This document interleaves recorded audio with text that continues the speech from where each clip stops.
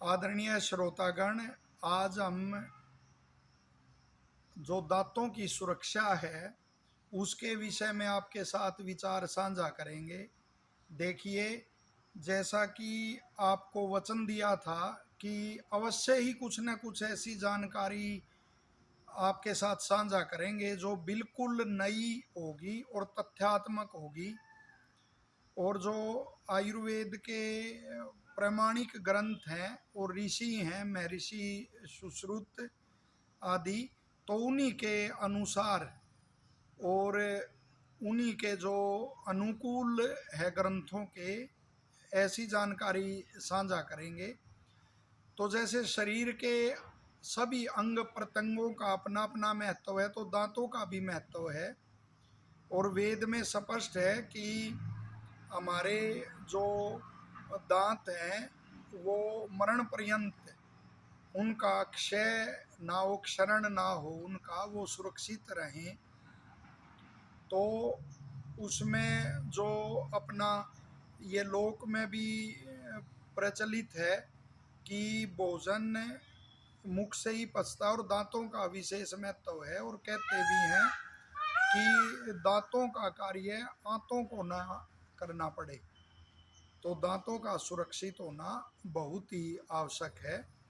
और उस संदर्भ में जैसे मुख्य सुरक्षा के लिए दतवन, दातोन जिसे कहते हैं, उसका प्रयोग किया जाता है।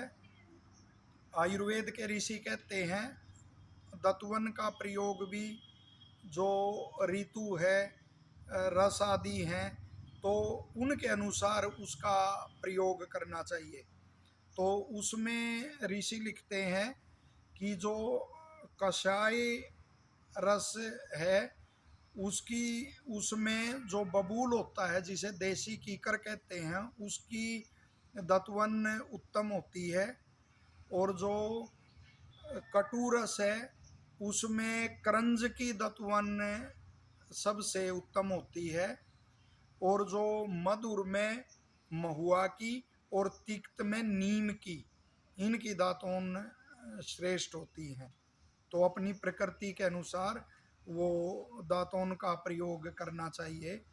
जैसे कि किसी की पित्त प्रकृति है तो जो कषाय रस है तो वो पित्त को हरने वाला है, तो बबूल की जो दातून है उसके लिए बड़ी अच्छी रहती है। इसी तरह से यदि किसी की वात प्रकृति है तो मधुर रस है वो वात को हरने वाला है, तो महुआ की दातून उसके लिए श्रेष्ठ है। और जो कफ प्रकृति वाला है तो जो कटु रस है वो उसके लिए श्रेष्ठ है, तो करंज की दातून का वो प्रयोग कर सकता है। और इसी तरह से तिक्त रस भी वो कफ को, पित्त को हरने वाला है, तो नीम की दातून का भी इस तरह से प्रयोग कर सकते हैं। और जिस भी ऋतु में वो उपलब्ध अच्छा रस उसमें बनता है तो उसी के अनुसार उसका प्रयोग करना चाहिए।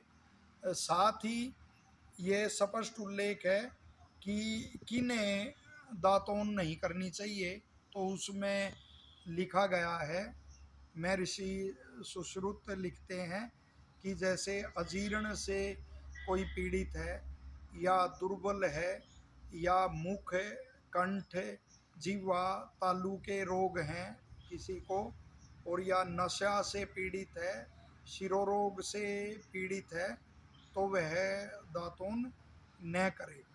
और एक बहुत ही बड़ा सिद्धांत है कि कहीं दातून उपलब्ध नहीं है या निषिद्ध दातून का काल है तो उसमें 12 बार, 12 बार, देखो ऋषियों का कैसा एक वो है, एक आश्चर्यचकित खोज ऋषियों ने की है। जैसे मैं ऋषि दयानंद जी ने वो खोज की शास्त्रों के आधार पर कि इतनी कम से कम सामग्री और घृत, इतना कम से कम एक आहुति में घृत आदि होना चाहिए। तो वो कितनी आहुति देंगे, 16 आहुतियों में इतना वो देंगे, कम से कम 6 मास आदि की आहुति देंगे। तो उनका अनुमान ऐसा प्रयोग था सिद्ध प्रयोग था कि उससे जितनी वायु हमने दूषित की है वो शुद्ध हो जाएगी। तो इसी तरह से आयुर्वेद के विद्वान कहते हैं कि 12 बार कुल्ला मुख में पानी का करने से वो शुद्धि उसकी हो जाती है। तो इस तरह से हम जो वो है दातून उसका प्रयोग कर सकते हैं। लेकिन आज जो शहरीकरण है और जो तनाव युक्त जीवन शैली है, तो उसके कारण इन बातों का ध्यान नहीं रहता। और वो प्लास्टिक की बनी हुई, वैसे तो प्लास्टिक को इतना हानिकर मानते हैं, लेकिन उसको प्लास्टिक से ही बनी हुई वो होती है जो कृत्रिम ये ब्रश आती है, तो उससे दांतों को रगड़ते हैं, क्या वो हानि नहीं करती होगी? और या कोई टूथपेस्ट आदि, चाहे वो कोई भी हर्बल आदि हो, तो वो एक तो प्रकृति में वो सीधा ही उसको लेके वृक्ष से और रस युक्त तो वो है, तो उस रूप में उसका हम सेवन कर रहे हैं। तो वो गुण लार आदि के माध्यम से चाहे भले ही हम बाहर थूकते हैं, लेकिन उसका प्रभाव वो शरीर में, रक्त में और मध्यम रूप से बड़ा लाभदायक होता है।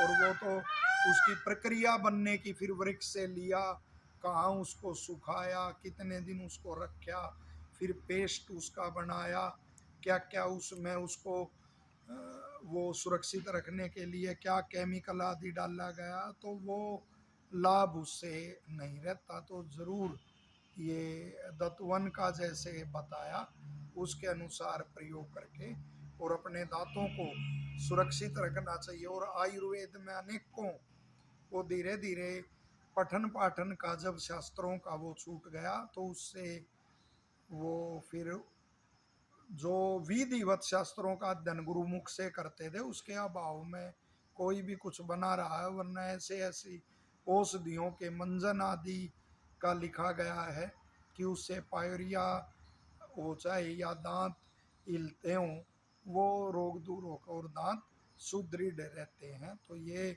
उपाय आप, और एक और विशेष बात, जैसे गंडूस विधि आयुर्वेद की है, और वो मुख में घी लेके उसको खूब जब घुमाया जाता है, तो उससे भी दांत जो है जबड़े बड़े मजबूत होते हैं। तो इन विधियों का आप पालन करके और अपने दांतों को सुरक्षित रख सकते हैं। और बच्चों को ज़रूर कहें, आजकल के बच्चे ये टॉफ़ी बिस्किट आदि ऐसी चीज़ें खाते हैं कि वो चिपकी फिर दांतों पर रहती हैं, और कुल्ला वो नहीं करते। इन चीज़ों को बिल्कुल अवॉइड करें, और कुछ भी खाएं वो कुल्ला अवश्य दिन में करें। धन्यवाद।